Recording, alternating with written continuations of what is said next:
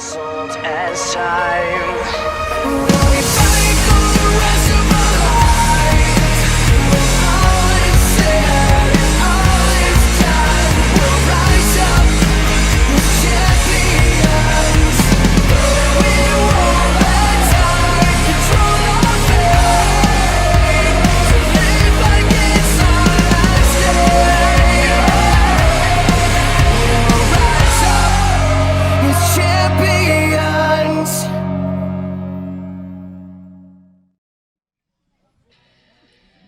At this time, welcome the Thunderbird, Jake Ely. For those of you who joined us as we welcome you back from the intermission, for those of you who joined us on the OCW Overload pre-show here, this is not your first time seeing the Thunderbird Jake Ely as he crashed the set, took over everything, which he is wont to do, and basically interviewed me, which is definitely the first or second time that's ever happened in my life. Yeah, that's definitely a switch, but we also have a guest here at the booth. Indeed, we have the current, reigning, and defending OCW Heavyweight Champion, No Shame Jimmy Shane. How's it going, guys? Thanks for having me. Dude. I think this is my first time on commentary with you guys. No rain, as we were talking about earlier. No rain, Jimmy Shane. This has been fantastic. Once we rang the first bell, it's been beautiful out here at Melanie Lake. Now, I got to be, there's something I have always wanted to do until I stood on a podcast, on commentary.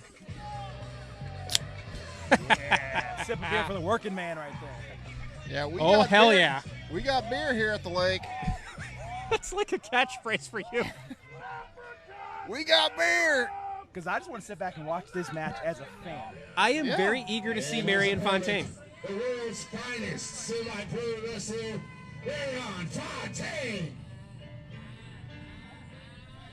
Fontaine making his return to OCW. The last time we saw him, February of 2019. That predates our existence here in OCW, unfortunately, so this will be our first time seeing him. I can tell you a little bit about Marion Fontaine. On that night, he was on the losing end to Gino DeCapo, but it was a great match. And Fontaine has had a good record in OCW. He's not here often, but when he is, he's great, and that's why I'm ready to see him. He looks a bit like a throwback of sorts. He's just having fun. I like that. You know, I like that fun. Oh, yeah. We went right for him. Especially earlier tonight in your World Championship matchup, I think you had a lot more than just fun with Sydney Von England. That was something, I tell you what. I hope that when you get to go back and watch that match live, you enjoy yourself, because that's what we tried to do for it. That was a unique experience, let's put it that way. Luckily, I can say I'm going to enjoy myself a lot right now watching Marion Fontaine and Jake Ely do what they do. I'm very eager, because it's interesting to have a champion's perspective out here at ringside. Jake Ely says he's never going to lose again. I've been where Jake is. I've lost the match. I've lost the Ohio Heritage Championship before, just like him, and not knowing where to go. And we are underway. And so I understand how he's feeling. He wants to make up for that loss. You know, for so long, he was the face of the Heritage Division. 600-plus days, I believe it is. 609-day reign. If it wasn't for a certain someone being such a historic champion, he might have set the record. I wonder who that could be. I don't know. It's probably very handsome, and I hear he has a way with the ladies. He likes to wiggle his hips and pick up chicks, maybe? Are we talking about No Shame Jimmy Shane? No, that's me. Our humble champion here. Holding that Heritage Championship for over 1,000 days. Like an encyclopedia now, aren't you? I'm the stat guy. It's my job. Well, it's interesting to note here, Ely still has not taken off that hat. In the past, he's had a weight of some sort in that hat, and he likes to carefully place it down on the mat so that you don't see that there's something in it. Very odd that he has not yet taken it off. That might be what we were talking about, him being dazed and being so focused on not losing, he hasn't even realized that his hat's still on. Oh. Vintage Ely there, to steal a phrase from another entity. Here we go. Slowly taking it off. There it is. Wait, going for the roll-up. Roll-up. 1, 2. It's over. What just happened? Ladies and gentlemen, your winner, Marion Fontaine. What just happened to Jake Ely?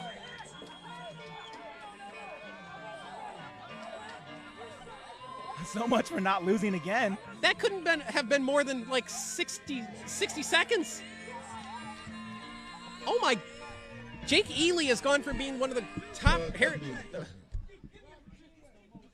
Ely's gone from being. You know what? Hold on. You know what? Hold on. With Father's Day coming, restart the match. Get in there. What? Restart the match. You're right. He did have the hat. All right. There's the father. And now they're hugging. There you go. We're going to do it again. Let's do it again. Let's get in the ring. That's a little surprising. Ring that bell again. Let's restart this. We just watched Jake Ely get rolled up in less than 60 seconds in quite possibly the fastest victory in OCW history, and somehow he has a return match right now. But he might have got more than he asked for already. And it's already lasted longer than his previous encounter with Marion Fontaine.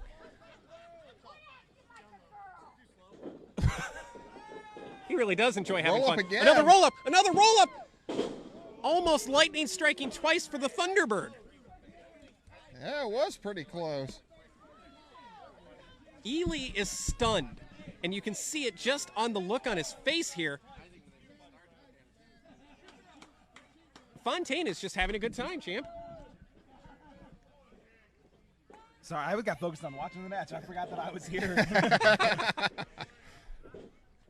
Side headlock applied by Ely, who, once again, he did claim he was not going to lose ever again, and then just lost again. Does that count in the record books? Yes, it does.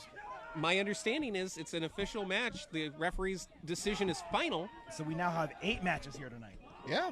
Including our main event still to come for the Ohio Heritage Championship. I cannot wait to see Chuck the Truck Morris defend against Jock Sampson. I don't know if you were watching during the intermission, but we had Super Agent Nick Hahn on with us. Unwillingly, I think is the best way to put that.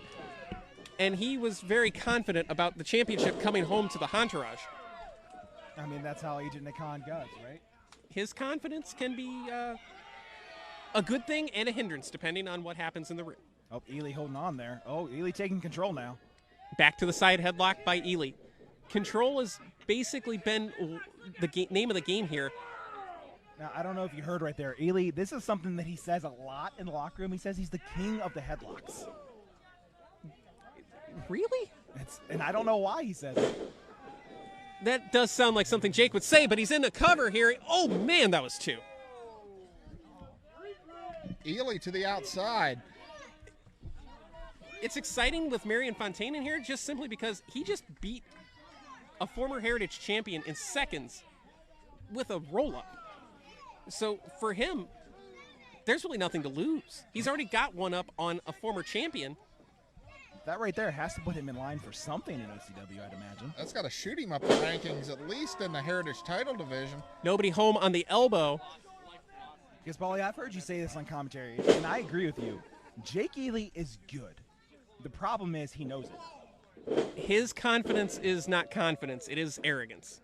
There is nothing in his mind that says he is not the best. And that's not a bad thing. Cover after the hot shot, no.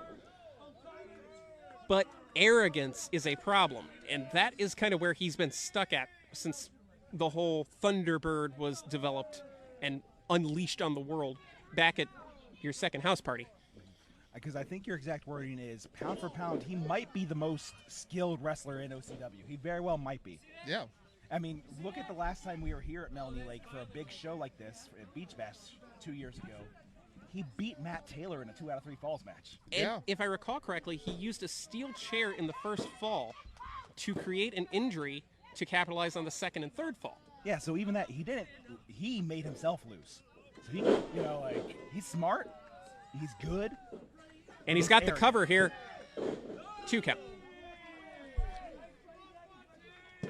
I don't think there's anybody in the OCW faithful, our great fans here tonight, that doesn't believe that he could be a future heavyweight champion. No offense, of course. I would love to see someone step up. That's what I'm all about right now, is I want people to step up. I want someone to beat me for this. But right now, I don't know who could. Defibrillator. But with moves like that, it might be Ely. Into the cover, rolls into the cover. Could have, no. That is a bit of a shocker, no pun intended. The defibrillator has won several matches for Jake Ely, going back to his tag team days with Chuck the Truck Morris as part of the Elect Truck Company. Almost frustration setting in for Jake Ely here.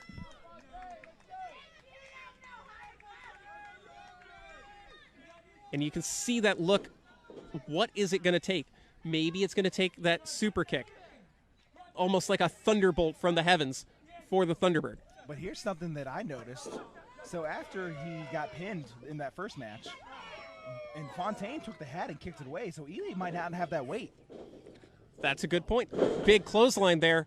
Drops Fontaine, cover by Ely. Could have him. No. So I'm very interested to see if Ely can get this done without that thunder kick of his. Is it still the thunder kick if he doesn't have the weight on it? You know, I've actually tried to ask him that, and since he denies ever using the weight, he will not respond to that. Sounds fair. Sounds exactly what Jake Ely would say. The quote-unquote king of the headlocks has a chin lock applied right now.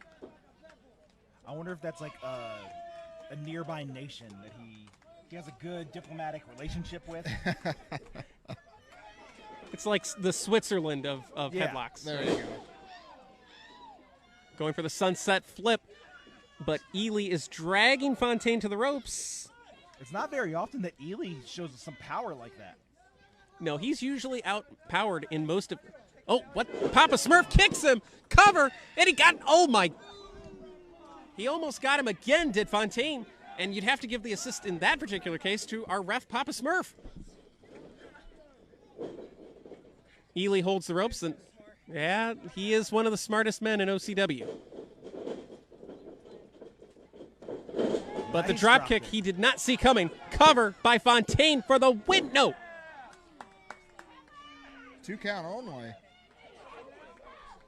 Now you start to see those gears in motion. It's that quote-unquote fourth quarter mentality that Ely has. Nice jawbreaker there by Ely. Actually, while I have you here, champ, I got to ask you. The headbutt. Why do wrestlers use the headbutt? Kill switch. That kill switch That might might do have done it. it. The kill switch is engaged, and it's... Oh, my... 2. That was 2 7/8. So to answer your question, the headbutt, it's kind of one of those you hope that it hurts your opponent more than it's going to ultimately hurt you. Because we saw that earlier in the Tommy Chill, Lord Thomas the Brute match, and I just never have understood that maneuver. I mean, to be fair, that happens a lot. When you do a splash off the top rope, like Fontaine might be going for right here. A big moonsault. Ooh. Didn't get it. Off the second rope, and it looked like Ely was able to roll just out of the way of that disaster that surely would have put him away Both men down. for the second time tonight here at Melanie Lake. To your point, if Fontaine even would have connected with that moonsault, he still would have, his ribs would have got hurt from smashing against Ely's ribs. But he got the worst possible scenario there where he didn't connect at all. They dredged the lake, and there was nothing there, I think is what I've been using tonight. Both men to a knee. Exchanging blows. Was Fontaine a southpaw? Yeah. That throws you off when you're in there. You're not expecting to get hit from that side, and whew. That's an interesting thought. I've never really thought about that. Between the legs into a... Wow! A pump handle into a slam of sorts, a spinning slam. Does that... I don't think I've ever seen him do that before. Ely is trying to prove his mental acuity is high He's in wasting OCW. time right now. He said Thunderbird's got wings. Well, could the Thunderbird be looking to fly? He told me earlier he wants a hamburger at Bob's Hamburg. The Called- Thunderburger. Yes, but it would be a chicken sandwich. I haven't heard that. He's been running around the locker room yelling about a Thunderburger all night, and I had not heard that it should be a chicken sandwich. He might have a point there. The Thunder chicken, after all, right? The Swanton Bomb did not connect. The super kick did not connect. If anybody would know a counter to a super kick, it would be Jake Ely. There's Fontaine Roll up. Roll up again. This is how. Oh my! He got him again. He got him again. Ladies and gentlemen, your winner, the world's finest. Marion Fontaine with 2 victories over Jake Healy tonight. Marion Fontaine.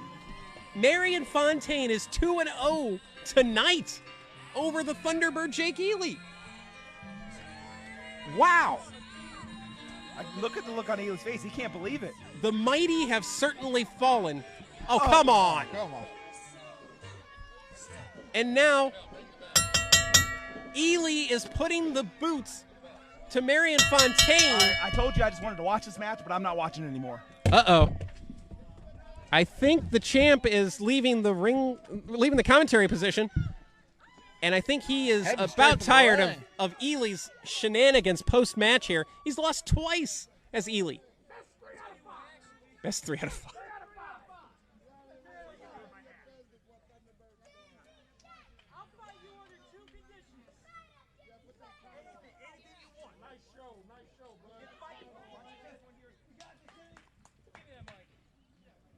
Or don't. Can you piss hands hear me?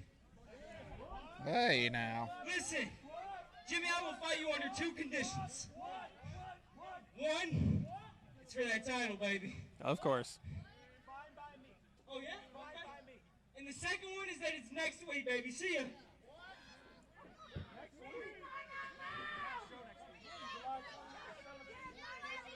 There's no show next week, Jake.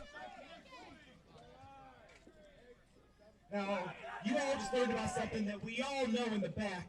It's that Thunderbird Jake Ely operates on his own time schedule. When he says next week, Thunderbird means, I'm going to assume, you want to do this July 17th? It's Summerfest? You got it, baby. You're right. Your days are numbered, Jimmy Shea. You're on for the OCW Heavyweight Championship. Whoa. Jared Knight. You haven't gotten the message yet to stop challenging the Entourage. So on July 17th at Summerfest, you're going to step in the ring with the professional Brandon Fields, the most finely tuned machine in OCW. So Jared Knight, we're going to beat it into you one more time. Enjoy your last night in professional wrestling.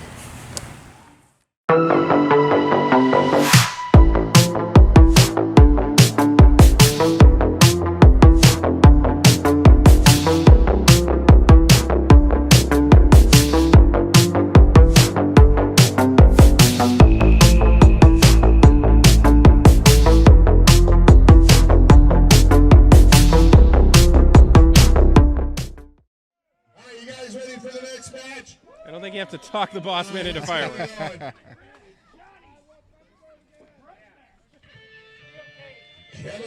Next. Oh my God.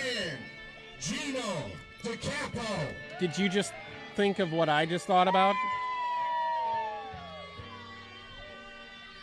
There is going to be a very, very interested observer next month here at Melanie Lake. It's the man who holds the brass ring. The brass ring guarantees you a championship match at any time against any champion, including the heavyweight champion, No Shame Jimmy Shane. But inconspicuous by his absence, Ripper Blackheart is not out here with Gino DeCapo. Yeah, as far as I have heard, last month at Chaparral's Event Center at Tradition 2021, the DDT that Ron Mathis delivered to Ripper Blackheart actually caused an injury, an undisclosed injury to Ripper Blackheart. His medical team is keeping that very quiet. They don't want to reveal any of that to us, but they have confirmed that Ripper Blackheart is out indefinitely due to the, quote, heinous acts of a desperate man. Their words, not mine. And also keep in mind, Ron Mathis was suspended after Tradition. For circumstances that we cannot get into necessarily right now. If you do have questions about that situation, go to OCW Flashpoint on YouTube to learn more. All we can say is that the situation was handled well. Espiritu Maya. Espiritu Maya making his return to OCW for the first time in 3 years. And he is one of the most exciting talents to come out of this Midwest area. If you are a fan of the independent circuit, as a lot of us here are, then you know this name, because this name has been across your timeline a lot recently. And I am very eager to see Espiritu Maya, the spirit of the Mayan people, here in OCW. And let's be honest, Gino DeCapo was not very friendly, did not have very confident and comfortable words for Maya on OCW Flashpoint recently. Well, think about how this match came about. And I know we don't like to talk about other promotions here in OCW, but 3 weeks ago at War Wrestling, Gino DeCapo attempted to injure Espiritu Maya. Well, that does certainly sound like something Gino would do. I mean, in my debut show here in OCW, he zipped a man up in a body bag, and we have never seen him since. And that was 2 years ago. You talk about the phrase sleeping with the fishes. That's not a catchphrase for Gino DeCapo. That is a way of life and a warning to anybody who crosses him. And ref Josh calls for the bell, and we are underway for this great contest here at Melanie Lake. The sun's setting on what has been a tremendous night of OCW action, with still the championship main event to come for the Ohio Heritage Championship. DeCapo in trouble, the wrist lock, behind, goes to the head. I'm very eager to see what Maya provides here. When you think of lucha libre, you think of the high flyers, the quote-unquote flippy guys that a lot of wrestlers and a lot of fans talk about. But I don't know if that's necessarily all that Maya brings to the table. He looks like he's got a very technical sound game, and if he's got that high-flying aspect combined with the technical, that is a dangerous combination that could take him very far. Absolutely. Beautiful leapfrog by Maya. Looking for the hip toss, or the arm drag, excuse me, but Gino stopping that. Gino outweighs him by at least 60 pounds, I'd say. More like 80. But don't tell him I said that. We'll have you interview him tonight on OCW Overload. Roll up, nope. Rolls through into a drop kick. And keep in mind, with that brass ring in his possession, Gino DeCapo has nothing to lose. Because all he has to do is say, here it is, and he's right back in the title picture.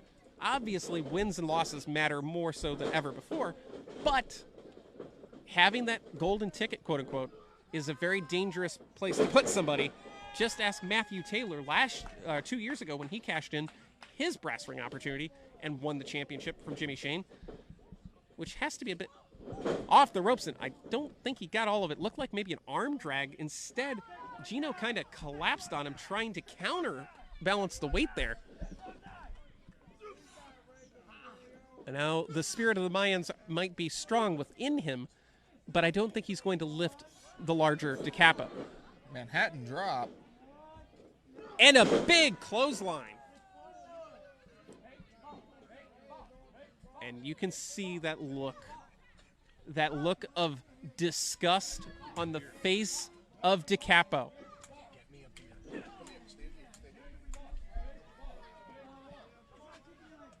And now DeCapo in the ropes.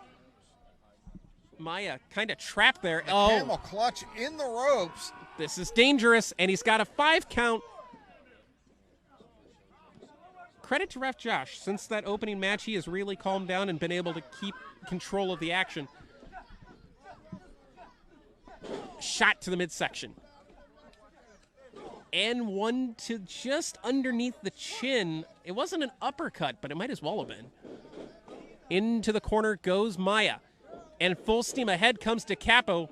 Big splash in the corner. And oh man, what a sickening bulldog spike. Maya on his head Cover for the win. No. 2 count only. I really should get a t-shirt made that says for the win. I've noticed I say that a lot.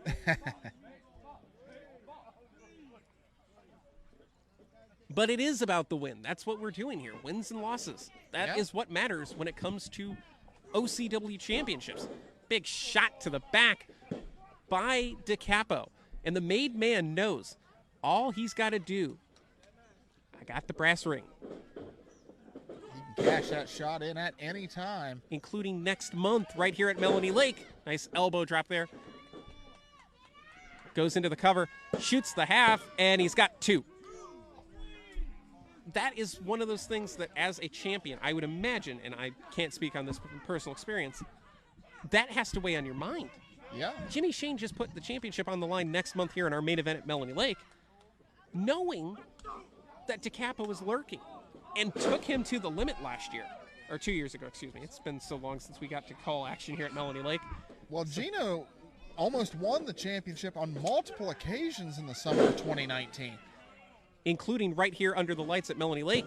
Cover, no. In that street fight, which was one hell of a war. I remember that. The thumbtacks were everywhere. Oh, come on now. DeCapo spitting at the feet of Crazy Granny, one of our great OCW faithful here. Quite honestly, a legend of OCW at this point in her own right. Espiritu Maya is trying to find the spirit of the Mayans, trying to find the energy of the greats of the past that can propel him to success and stardom, but a back suplex may have short-circuited that opportunity. Gino into the cover. Does he have enough here? No. 2 count only. You talked about DeCapo attempting to injure Espiritu Maya in War Wrestling 3 weeks ago. Just imagine that. 3 weeks ago, this man tried to end your career, potentially, and you are in the ring with him again in another promotion, and he could potentially do the same thing here. He could maybe, oh, nice bow tie neck breaker. Into the cover. Could have it here, does have it here. No, does not have it. Imagine he's got the chance to finish what he started, and it could happen in a sanctioned match. Yeah, that's a scary thought. We know how dangerous DeCapo is outside of the ring. Putting him in a sanctioned match with a man that he's already tried to end, it's dangerous. That's a dangerous precedent for our OCW general manager, Glenn Lane, to set. Again, Maya tries to lift DeCapo off the ground, and it's just not happening for him. And now with those shots to the back, the midsection has been weakened. Therefore, that power and the attempt to lift these competitors off the mat is even tougher. Well, Gino's a large man anyway. Oh, I'm telling him that at the next interview. DeCapo sends Maya into the corner, but eats the boot out of the corner. Tried it a second time, did not work. Insigiri connects. He got all of that, too. Espiritu Maya on the run, looking for maybe a monkey flip of sorts there. Ducks the clothesline off the ropes into, it looked like a variation of a crossbody of sorts. Incredible impact on DeCapo regardless. Off the ropes again. And into a code breaker. Gino might be out. A springboard into a code breaker. Cover. This could be a huge win. No. I don't want to call it an upset, but Maya has not been in OCW since July of 18. DeCapo, in a lot of respects, is OCW. He has been in heavyweight title fights, tag team title fights, and is currently holding the golden opportunity, the brass ring. This win could propel Espiritu Maya to levels not seen before. Oh, and a running knee to the back of the head. Connects to the back, but does he have enough here? No, my God, Ref Josh, you couldn't slide a piece of paper under his hand. 2 count, but my God, that's like saying everything is black and white in this world. There were shades of gray on that one. And Espiritu Maya, the Lucha Libre heritage, shining through, calling for Oh, I don't know what that was going to be. Maybe a bulldog, but he got bulldogged himself into The kiss of death. the kiss of death connects.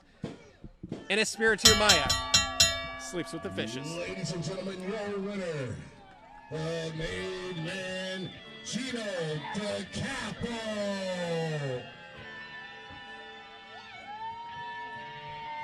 It was academic from the kiss of death. There's only one result, and that is sleep with the fishes.